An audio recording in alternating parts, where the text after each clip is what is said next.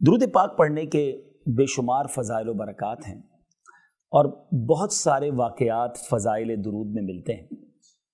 ایک بڑا ہی شاندار اور ایمان افروز واقعہ جو نبی پاک صلی اللہ تعالیٰ علیہ وسلم کے دور میں پیش آیا، میرے آقا کا ہی زمانہ تھا اور ایک کیس لایا گیا۔ یہ واقعہ جو نبی پاک کے دور میں پیش آیا یہ بھی گویا ایک کیس تھا، ایک مقدمہ تھا۔ پیارے آقا علیہ الصلوۃ والسلام کے پاس ایک شخص کو لے کر دو بندے آئے اور کہا حضور اس شخص نے ہمارا اونٹ چوری کیا ہے، کیمل جو ہے ہمارا اونٹ جو اس نے چوری کیا ہے اور آپ ہمارا فیصلہ کیجئے۔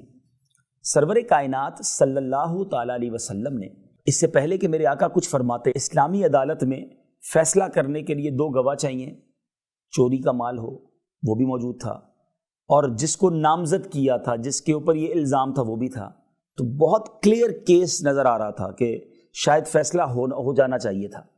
مگر نبی پاک علیہ الصلوۃ والسلام تو دلوں کے حال بھی جانتے ہیں۔ آقا علیہ الصلوۃ والسلام نے اس شخص سے کہ بتاؤ یہ جو تمہارے اوپر الزام لگایا ہے اپنی صفائی میں کچھ کہنا چاہتے ہو؟ اس صحابی رسول نے کمال کی بات کر دی، وہ کہتے ہیں یا رسول اللہ صلی اللہ تعالیٰ علیہ وسلم مجھ سے نہ پوچھیں کہ سچ کیا ہے، آپ اس اونٹ سے پوچھ لیجئے کہ بتا اس کا مالک کون ہے۔ ان کو یہ پتا تھا کہ میں اس دربار میں حاضر ہوں کہ جو زمین پر کھڑے ہو کر چاند کو اشارہ کریں وہ دو ٹکڑے ہو جاتا ہے، آقا پتھروں کو اشارہ کریں تو کلمہ پڑھنے لگ جاتے ہیں، درخت کو اشارہ کریں تو وہ زمین چیر کے آ جاتا ہے۔ تو نبی پاک تو سراپا معجزہ ہیں، تو صفائی دینے کی ضرورت ہی نہیں ہے، اونٹ سے ہی پوچھ لیجئے۔ سرور کائنات صلی اللہ تعالیٰ علیہ وسلم نے منع نہیں کیا، ڈینائی نہیں کیا کہ میں کیسے اونٹ سے بات کروں۔ اللہ کے حبیب وہ ہیں جو جانوروں کی بولیاں سمجھتے بھی ہیں اور آپ کے حکم سے جانور بولنا بھی شروع کر دیتے۔ نبی پاک نے فرمایا اے اونٹ بتا تیرا مالک کون ہے، ہو از یور اونر؟ وہ اونٹ کہتا ہے آپ اللہ کے رسول ہیں۔ پہلے تو اس نے نبی پاک کی گواہی دی اور اس کے بعد وہ کہتا ہے حضور یہ دونوں جھوٹے ہیں، جس کو پکڑ کر لائے ہیں یہی میرا مالک ہے۔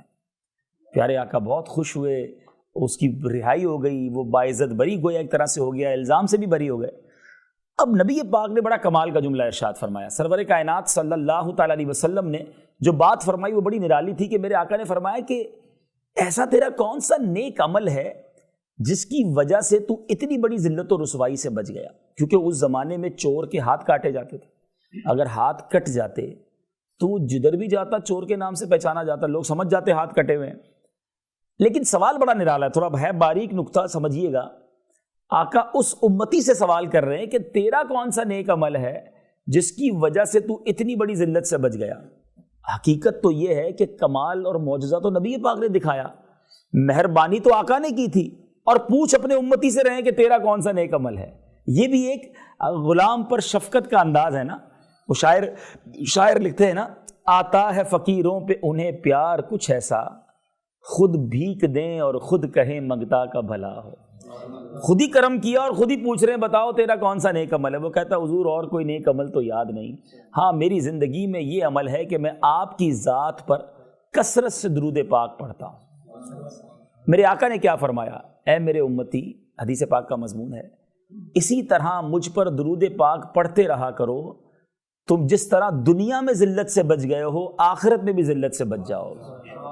اب گویا یہ ہمیں فارمولا مل گیا، ہمیں یہ طریقہ مل گیا کہ اگر میں اور آپ چاہتے ہیں، کون ہے جو نہیں چاہتا کہ ہمیں دنیا اور آخرت میں سرخروئی ملے، یہاں بھی ذلت سے بچیں وہاں بھی بچیں، تو طریقہ یہی ہے کہ پیارے آقا صلی اللہ تعالیٰ علیہ وسلم پر کثرت سے درود پڑھتے رہیں۔ انشاءاللہ یہاں بھی کامیابی مقدر بنے گی، وہاں بھی کامیابی مقدر بنے گی۔ میں بھی نیت کروں اور آپ بھی نیت کریں کہ انشاءاللہ کثرت سے درود پاک پڑھیں گے۔